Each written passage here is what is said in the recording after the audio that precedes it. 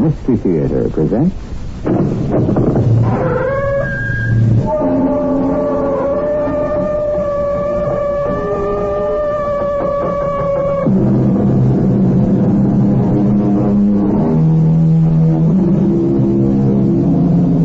Come in.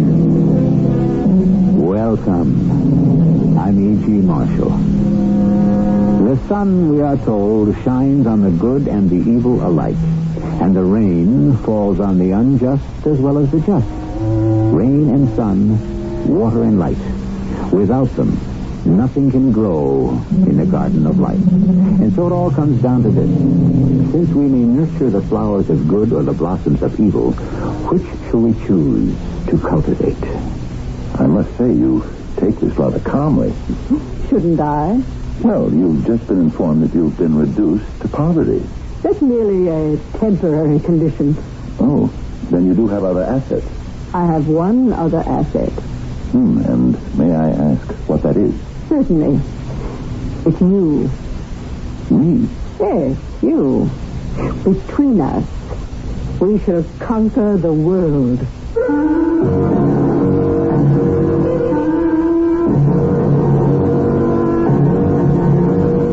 Our mystery drama, Virtue is Its Own Reward, was written especially for the Mystery Theater by Dann and stars Fred Gwynne.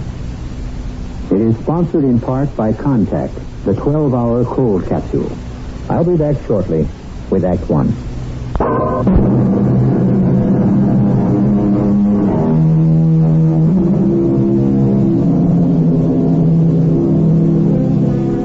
The text for today's little sermon is provided by Mr. Robert Burton, who was a contemporary of Mr. William Shakespeare, and no mean phrase maker himself. Mr. Burton polished off a series of little gems that included penny wise, pound foolish, and birds of a feather flocked together, which should prove he was a gentleman of great wisdom and deep perception. Mr. Burton also said, every man has a good and a bad angel attending him all his life long. If that proposition was good enough for Mr. Robert Burton, it should certainly be good enough for us. Is that a fact? I'm not out to take anything away from Brother Burton, whoever he was, but as far as I'm concerned, my man is an old-time Roman you never heard of, a fellow named Silius Italicus, and he said, virtue is its own reward. Yes, sir, that's what he said, and I happen to be stuck with it. Now, I suppose you will want to know who I am. Well, we'll get to that shortly. The fact is, you really can't appreciate me until you meet my client, Mr. Junius K. Barley. And where is he now? In his office and up to his old tricks again. Yes? Who? Ah, yes, Miss Minzer. Miss Minzer, after he's in here a couple of 3 minutes, ring my phone, will you? What for? What do you care what for? Just ring the phone. I don't pay you to ask questions, just to follow instructions. Now, send him in. Women. Ah, Mr. Lamb. Oh, see here, Mr. Junius K. Barley. Won't you have a chair? To what do I owe the honor of this visit? I have a bill here. Yes, that does look like a bill. It's for water. Do you question the accuracy of the bill, Mr. Lamb? Oh, I question the legitimacy. Why do I have to pay for water? Well, that should be obvious. You're using it. You can't send me a bill for using my own water. You are 100% correct. While I cannot send you a bill for using your own water, I am entitled to charge you for using mine. Yours? You happen to be drawing water from the Armagansett stream. Well, that's on my property, the property you sold me. True. But I didn't sell you the water rights. Well, this is the craziest thing I ever heard. If you consult the deed, and I happen to have a copy here before me, you will note where it says. Well, that print's so small I can hardly read it. It is, nevertheless, legible. It states clearly, seller holds in perpetuum all rights to the heretofore described Armagansett stream. Well, you mean it actually says... Would you care to use this magnifying lens? There you are. See? Paragraph 3. For which purchaser shall pay $50 per month for use of water. Said fee to increase 8% each year. Well, this is an outrage. I didn't know that clause was in there. Surely your lawyer was aware of it. My good Mr. Lamb, we have an agreement, you and I. You're a crook. And never, under any circumstances or conditions, will I do business with you again. Excuse me. Yes, who? Oh, put him on. Do you mind, Mr. Lamb? It's an important long-distance call. Yes, Mr. Roulette. Yes, indeed. Yes, I'm proceeding as quickly as possible. There's one tiny obstacle, but we can clear that in short order. Yes. Oh, yes, I'll have good news for you very soon, Mr. Roulette. Goodbye. No, sir. Where were we? I was telling you that you were a thief, an unprincipled scoundrel, and that I shall never, under any circumstances, ever do business with you in the future. I'm sorry you feel that way. Would you mind putting that in writing? Putting what in writing? The fact that you do not intend to exercise your option. What option? Well, if you look at paragraph 4, you will see it says that you have an option to purchase the adjoining plot to the Armagansett property for the same low price that you paid for the first parcel. Well, why would I ever want to buy even so much as a square inch of ground from you at any price and any condition? Well, that, of course, is your prerogative. Once again, sir, good day. Then you release me from my obligation to sell you the adjoining plot, and thus permit me to place it on the open market. Well, you can do whatever you please. Knowing you, I'm sure it'll be something crooked. Then sign the statement. Oh, no. I sign nothing. Mr. Lamb, you cannot arbitrarily refuse to acknowledge my right to sell the property elsewhere. I'm acting in good faith. Just a minute. You have a buyer for that property. You are making an inference. Roulette. J. Babington Roulette. He was on the telephone just now. Was he? He's putting up hotels with gambling casinos. Is that a fact? The other half of the Armagansett parcel. What a perfect place for a resort hotel. Do you really think so? Just this once you may have outsmarted yourself. In what way? With that option clause. You thought it was all worthless acreage. I may have. Now you have to let me have it for $10,000. That's what it says. I insist on exercising that option. Oh? Are you sure? Absolutely. That land has to be worth at least $250,000 to Roulette. How you'd love to have clear, unobstructed rights to the land so that you could sell it to him yourself. This fellow's got you. I'll make the fortune. Mr. Roulette will have to buy that land from me, and at my price. Am I to understand that you wish to exercise your option? Have the papers drawn up.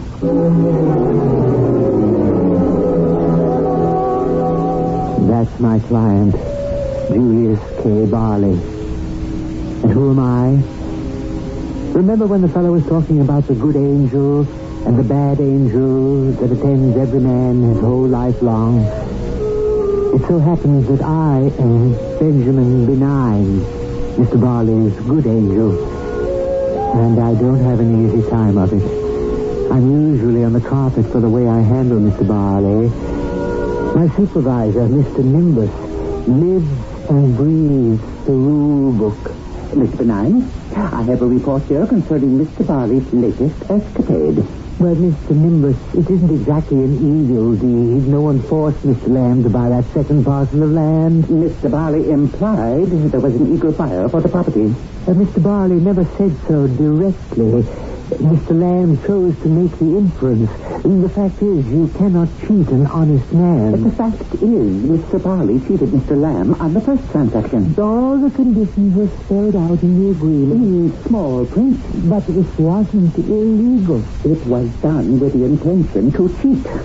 What have you been doing to keep Mr. Barley honest, upright, virtuous? I've been trying very hard. He goes from bad to worse. I suppose I'll just have to try harder. I wonder if you're qualified to handle this assignment. I never lost a client yet. That's true. Yes, that's a fact. I had the computer readout of your activity since the beginning of time. Well, that should mean something. It could mean you never had a client that the other side really wanted. We have no way of knowing if that's true. We do now. You see, Mr. Benign, we have received a report from our intelligence. The other side has replaced Mr. Barley's current operative. I can't believe that. It means they think he has the potential to go all the way. Oh, not Junius K. Barley. I don't think there's any real harm in him. They've called in their ace, Nick Hellborn. Nick Hellborn? Yes, Nick Hellborn. After a while you get to know the competition. And if they were putting in Nick Hellborn on Junius K. Barley, it was proof they thought he had terrific potential. Nick only worked presidents, kings, dictators, robber barons throughout history. Only the top people. And it was Nick Hellborn who had turned them into men of evil. Mr. Nimbus, don't replace me. You must admit you haven't been aggressive enough. Yes, but now that I've got some real competition, it'll kind of spur me on to greater effort. We won't make a change just yet. But you'll have to show some positive results. And soon. Results. That's all they care about. I wish they'd give us a little more ammunition. The other side offers them wine, women, and song, or, as someone put it, power, health, and pleasure. And what can we give them? I said before that we generally know the competition and they know us. I ran into my opposite number, Nick Hellborn. Or maybe he ran into me. What do you say, kid? Hello, Nick. Sorry, I'm going to have to put an end to your batting streak. Don't be too sure of that, Nick. I guarantee you this. Junius K. Barley is going to be my main man. We'll see about that. I like your spirit. But you don't know who you're talking to. I work the cream of the crop. I had a till of the Hun. I owned Machiavelli. Yes, I know all your credits. And Junius K. Barley is the exact kind of character. I say he isn't. Oh, I'm sorry, but all the signs are there. And he's got the appetite. He's ready, and I'm ready. You won't get him. That's what this game is all about, isn't it? To see who has the last word. The last word. What is the last word? We know it's a concept that puzzles many philosophers. For in truth, the last word is the word that has yet to be spoken. And in a world that has no beginning and seemingly no ending, who can identify which word was first and which will be last? Hopefully, we may make some progress in that direction in our second act.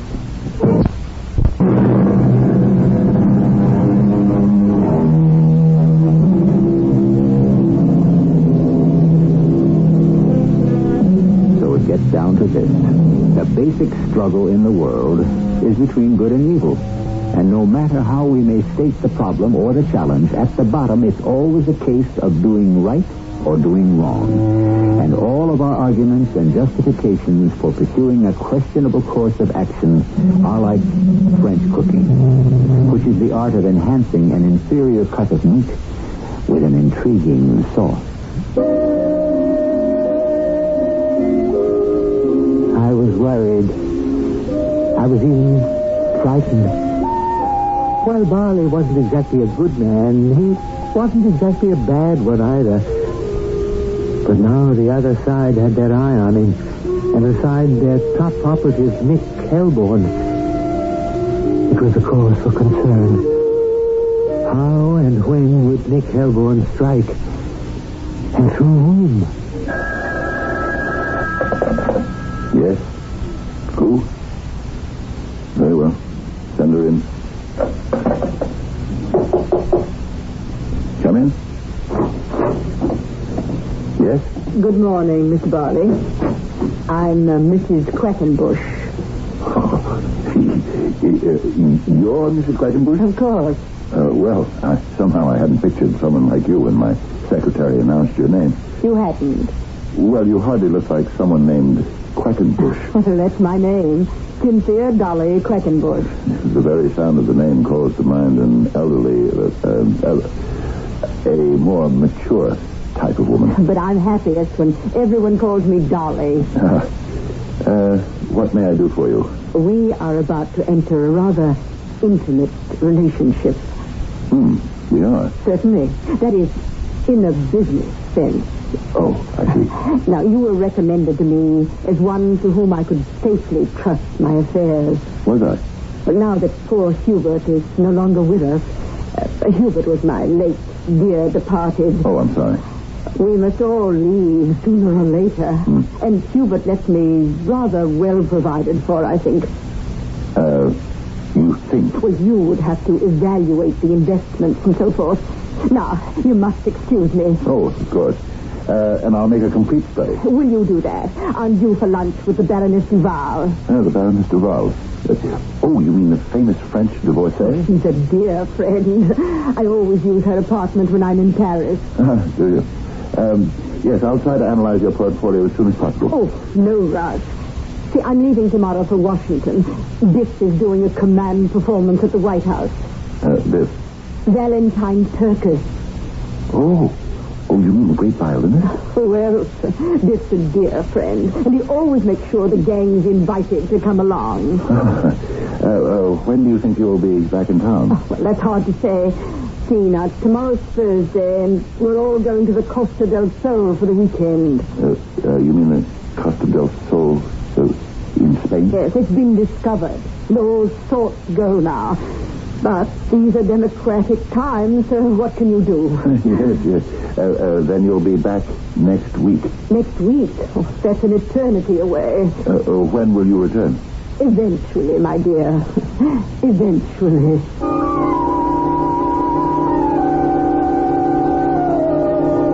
That was Nick Helborn's opening gun. And what a gun, eh? Dolly sparkled with delight and glowed with promise. And every word she said touched the nerve. She was raising the curtain on a new, fantastic world for Junius K. Barley. And what did I have to fight her with? Whom did I have to fight her with? Supper's almost ready, Junius. Yeah. Oh, I'm sorry I didn't get home till late. Oh, it's all right. Oh, I had such an exciting day at the school. Did you? I finally think I've been able to reach the Everett boy. Mm-hmm. Little Artie Everett, I do believe he'll be able to read any day now. Mm-hmm. Did you have an interesting day? Routine. Oh, poor Junius. Darling, what kind of life is it? You just handle pieces of paper. You forget many of those pieces of paper are money. And the object is to make each of them create more pieces of paper. Mm-hmm. If you can do it. You can do it. You can do it very well. Actually, what? Actually, there are those people who say you can do it too well. Now, look here, Ruth. Everything I've ever done is legitimate and above board. Oh, I'm sure it's Business is a battle of wits. The idea is to get all you can from the other fellow, because he's out to get all he can from you. And if the fellow isn't as smart or as clever as you are... or as ruthless? Yes, ruthless. That's part of it. But where can it lead? To success. Oh, is it any fun? Fun? It's all just dead pieces of paper. There's no warmth, no human touch. Oh, darling, I'll tell you what let's do tonight. Lucy, I'm really tired. Why don't we go to the community house? What for? I could teach the girls swimming, and you could coach some boys basketball. Why don't we do that some other time? Everybody has to try to help out in this world. Yeah, sure. Later. Did you bring home the evening paper? I see it. Junius, please listen to me. I'm listening. Well, I feel that we were put here to... I don't want to sound preachy, but there's so much to be done. And you know something? People like you and me, we have to do it. Are you listening? Yeah. Of course. Do you know why? Because we're lucky. We're fairly young, strong. You make good money. Maybe you think sometimes it's not enough, but what is enough? Will you look at this? The Baroness Duval. Who? Here's her picture. What am I doing in America? That's what she's saying to the reporter. I have come here to have lunch with a friend. And? And that's it. She flies here from Paris just to have lunch?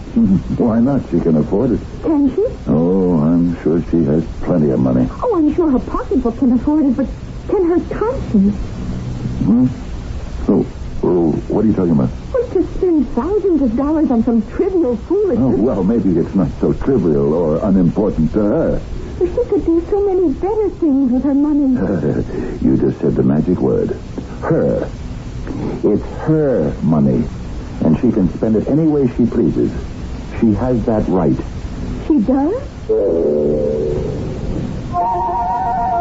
She stood there, just looking at him. It was an old argument, and she never got the better of it. But what other ammunition could I give her?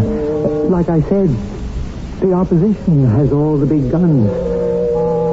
Well, she wasn't tall and willowy like Dolly, nor did she have long, lustrous black hair or gleaming red lips, nor was she full-bodied, and yet gracefully slender like Dolly. Dolly was definitely going to be my problem. Well, Mr. Benign, we have just become aware of Dolly. I know all about Dolly. And what are you doing about her? There's only one thing I can do within the restrictions placed upon us. Yes? I can only strengthen Mrs. Ruth Varley. Strengthen? I can only make her as attractive as possible. No paint and powder in this or any other world could hope to make Ruthie Varley as attractive as Dolly. We can only hope for the best. I think I'd better call in your replacement. Why? Perhaps he could try some other tactic. Such as? Well, Mr. Nimbus, you know as well as I do that there simply isn't any other tactic. All we're allowed is the one tactic, the single method. And if it doesn't work, we're finished. We lose another one. Oh, I prayed we would be able to keep Julius K. Barley. Oh, I'll admit I was being selfish. I was thinking of my own record. But it was more for his sake than mine. It wouldn't have been all so bad if I didn't keep running into Nick Helborn. Kid, I'm disappointed. About what? Oh, I expected more of a tussle, if you know what I mean. It's all too easy. You think so? You don't have Junius K. Barley yet. I've got him all wrapped in a package and tied with a bow. I could remind you not to count your chickens. You could. I could also tell you that you can't sell the skin of a bear that's still in the woods. And you know what I can tell you, kiddo? Anytime a guy starts spouting proverbs, it's a sign he's whistling in the graveyard. Oh, by the way, don't forget to tune in the TV tonight, TV? What TV? Then I remembered the concert, the command performance, and she would be there. Dolly would be there. And, of course, Junius would be watching on his TV.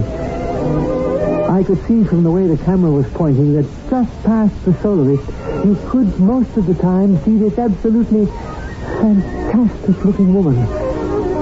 And I could picture Junius staring at her.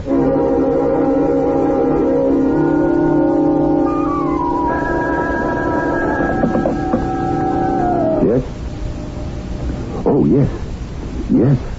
Have her come in. Immediately. Oh, and Miss Minder, I do not want to be disturbed. Darling, darling, give me your answer, do. Oh, my dear Junior. Won't you please sit down, Dolly? Thank you. I saw you Thursday night. Thursday night? Now, what was I doing Thursday night? Seems ages ago. You were on television. That is, I could see you while the recital was on at the White House. Oh, darling, this command performance. Didn't you just adore the way he played? Well, to tell you the truth, I didn't hear him. Why not? Was there a problem with the audio on your set? No, I just kept looking at you. Oh, are you sure that was wise? Please, forgive me. For what? I don't even know why I said that. Oh, well, then we shall strike it from the record. Dolly, I've been waiting for you. I have some news. Oh, what sort of news? Very serious news. I've been trying to think of a way to tell you. Well, just tell me, that's all. No, I can't do that. Why not? Because this isn't the kind of thing you can just say in so many words. But if it needs to be said... Oh, yes, it needs to be said. There's no way at all to avoid saying it. Then I'm waiting.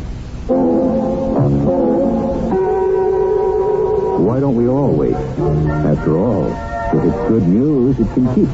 And if it's bad news, we should be in no hurry to hear it. Of course, it can be both good and bad. That is, good for Nick Helborn and bad for our good angel, Benjamin Benign, or vice versa. Well, we'll get all the news as usual when the curtain opens on Act 3. From Chicago.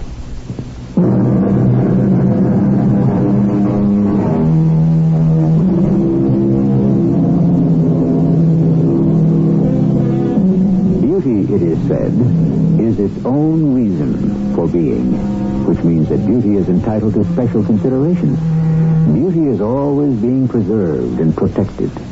A beautiful lady in distress is always sure to draw a crowd, which proves beyond all doubt that if you have a choice of being beautiful or homely, you shouldn't hesitate for one moment. Right now, watch a beautiful lady go to work. Dolly, I have examined all of the papers that you left with me. Oh. The documents that comprise your late husband's estate. Yes. The stocks, the bonds, the various securities, and so forth. And? Well, this is what I find so difficult to say. Well, sooner or later you will have to say it. Yes. Then say it now. Very well. Your husband left you no estate. I beg your pardon. I said your husband left you no estate. Oh, but that's impossible. I gave you that portfolio. I am aware of it. Then how can you say he left me no estate? All the stocks, all the bonds, all the securities are worthless. I don't believe that. I'm truly sorry. Oh, it can't be. You own hundreds of thousands of dollars worth of bonds from the Triple Square Corporation. It's a moribund company. But I don't understand. Nothing there could be worth anything. A silver mine abandoned years ago. Played out. One company after another dead or ready to die. your husband left you all this? Well, he speculated. There would be wild swings. One day he'd be up, and one day he'd be down. Unfortunately, I suppose he died on a down day. Well, I must say that you're taking this rather calmly. Shouldn't I? We've just been informed that you've been reduced to poverty. Well, I could never be poor. You couldn't? I have too many friends. Well, the terrible truth is that valid friendships are only possible among equals, and, Dolly, you're no longer equal to your friends, financially. Oh, that's merely a temporary condition. Ah, then you have other assets. Oh, yes, of course. Well, I'm relieved to hear that. I have one other asset at this time. Hmm? And what is that? You should say, who? And I would answer, you. Me? Of course. I'm not sure I understand. Don't you? Come here. I'm sure I can explain it. Dolly, Come with me, Junius. Where? Anywhere. Everywhere. Do you want to spend the rest of your life in this suffocating little law office? Pulling little deals here and there? Well, but how You can have a nice little home and a nice little wife and a nice little life. Is that what you want? You're bored. That's why you fleece little suckers like Mr. Lamb. How do you know that Come out into the world, Junius, and meet some big suckers. What are you saying? You belong out there with me. I have the contacts. Whom do you want to meet? All the doors are open to me. Let me take you inside. Inside where? You belong up there with me. With you? We belong together. But I'm married now. Oh, it's just as easy to get yourself unmarried. You mean divorce Ruthie? Do you love her? Well, I haven't thought about it lately. That's what I mean. You should be thinking about her day and night. I could make you think about me day and night. Well, but I... Oh, I understand. You did love her at first. After all, that's why you married her. But do you still find her as interesting, as stimulating, as exciting? Look at me and answer that. Do you want to spend the rest of your life with plain little Ruthie? He was slipping through my fingers. I was getting panicky. I had never lost a client before, but this one was going. Just about gone. They wanted Junius K. Barley. They wanted him so badly they were pulling out all the stops. I'd never felt so much pressure in all my career. And, of course, Nick kept rubbing it in constantly. Well, here we are, kiddo, in the bottom of the ninth. You got 2 strikes on you, 2 out, and you're down by 12 runs. What do you do now? This thing is far from over. I'll save him somehow. Say, do you want me to put in a good word for you? What are you talking about? Well, you've got good style. Anytime you want to jump the club you're with now and come over to mine, we can find a good spot for you. No, thank you, Mr. Hellborn. Oh, you should be with a real outfit, where you get something to work with, especially dames like, I got Dolly. Who you got? Ruthie? I'm happy with Ruthie. But which one of them's got the looks? And which is just the plain Jane? Beauty is in the eye of the beholder. Oh, there you go with the proverbs again. A sure sign you're about to press the panic button. But far worse than Nick Hellborn was my own supervisor, Mr. Nimbus. He had not only pressed the panic button, he was sitting on it. What do you propose to do now, Benjamin? I'm doing everything I possibly can. We can only hope for the best. This is one we cannot afford to lose. We can't afford to lose any of them. But Junius is special. Yes, I understand. Oh, do you? Do you really? A man with Barley's brains happens along once every millennium. In the wrong hands, in the hands of Nick Hellborn, he could become a monster. He could take over the world. I know that. You must fight for him. Fight? What did he think I was doing anyhow? But every day I would watch what Nick Helborn was throwing at Junius. And Colette has this darling penthouse in Paris. And Giorgio says we can use his yacht to cruise the Greek islands at any time. And what did I have going for me? Junius, do you suppose we could volunteer for the hospital blood donor committee?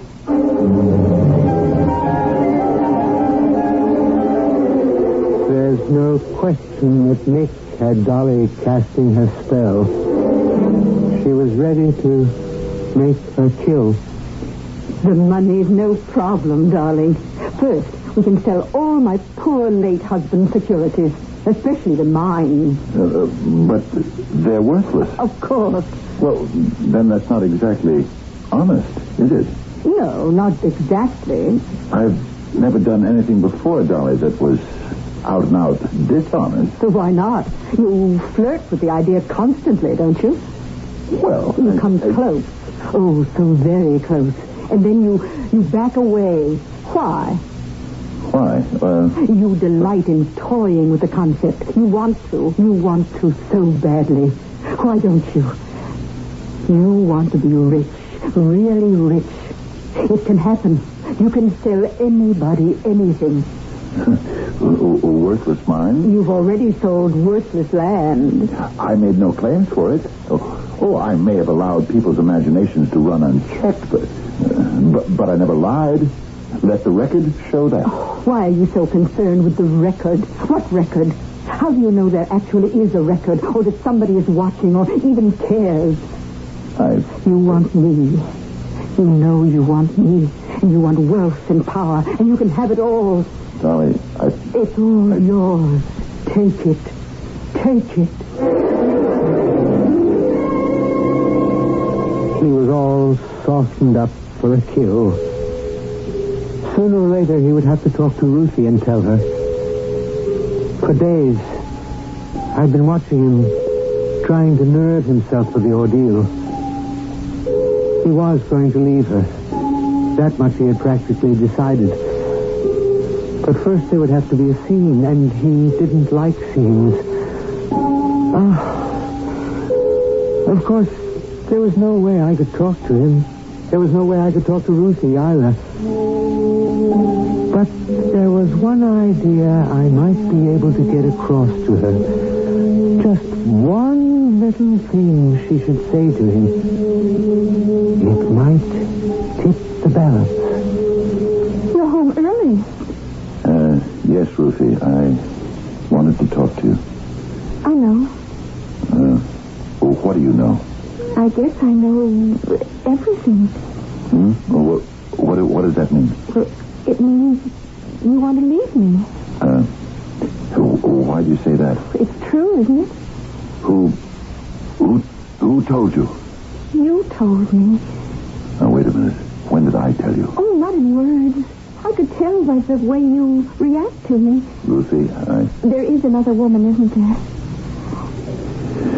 Yes. I suppose she has a lot to offer. She does, doesn't she? Yes. Yes, Ruthie. She's very beautiful, isn't she? Oh, yes. And very rich. Well, she knows how to become rich. And so do you. That's true. From now on, you just won't shear the lambs anymore. You'll go on to the wolves. You could say that. There won't be any stopping you. No holds barred, no rules. Devil take the hindmost. I'm sorry, but there are things I want, Lucy. There are things I have to have. And you will, Junius. You'll have them all. She can give you everything. Except one thing. I'm the only one who can give you that. What? What do you mean? I mean, a night's sleep. What are you talking about? I could always sleep at night. Of course. What did you have on your mind or on your conscience? Oh, you may have pulled a sharp little deal here and there, but who did you ever hurt? Who did you ever destroy? Oh, I've seen your new lady. She's beautiful. Unbelievably beautiful. You're being very generous. other men will want her, too. Men as handsome as you. Handsomer. You'll be getting older. That'll keep you awake. At least with a plain wife, you don't have those worries. No, Lucy, I wouldn't say you were plain. I said you were going after the wolves. But you'll be a wolf, too. They'll also be out to get you. You'll need friends, associates. But will you be able to trust them? That'll help keep you awake. Lucy. Now that I think of it, you might just as well go off with her. What are you saying? What can I offer you? Only one small thing. A good night's sleep. She said it. Somehow I'd gotten through to her, and she said it. He stood there and laughed. Lucy, can you forget what I said and forgive me? I'll forgive you, but I'll never forget it. And that's the way it ended. I preserved my record. Mr. Nimbus no longer nibbles on his fingernails when he thinks of Julius K. Barley. And even old Nick Helborn had a compliment for me. Well, kid, you did a great job.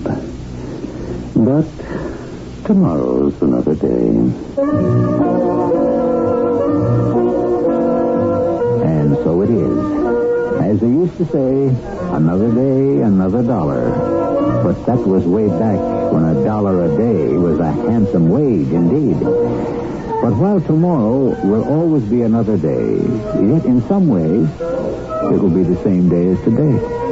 In one way or another, it will present us with the same problems, the same challenges, the same opportunities.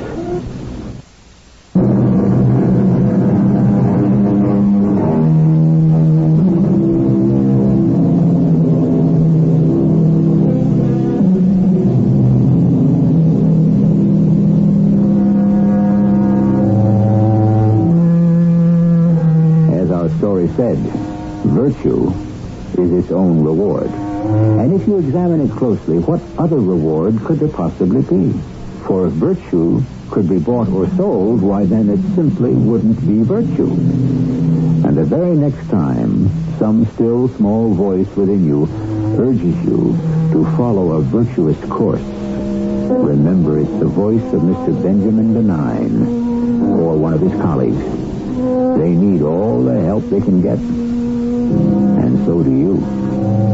Our cast included Fred Gwynne, Bob Dryden, Ray Owens, and Bryna Raeburn. The entire production was under the direction of Hyman Brown.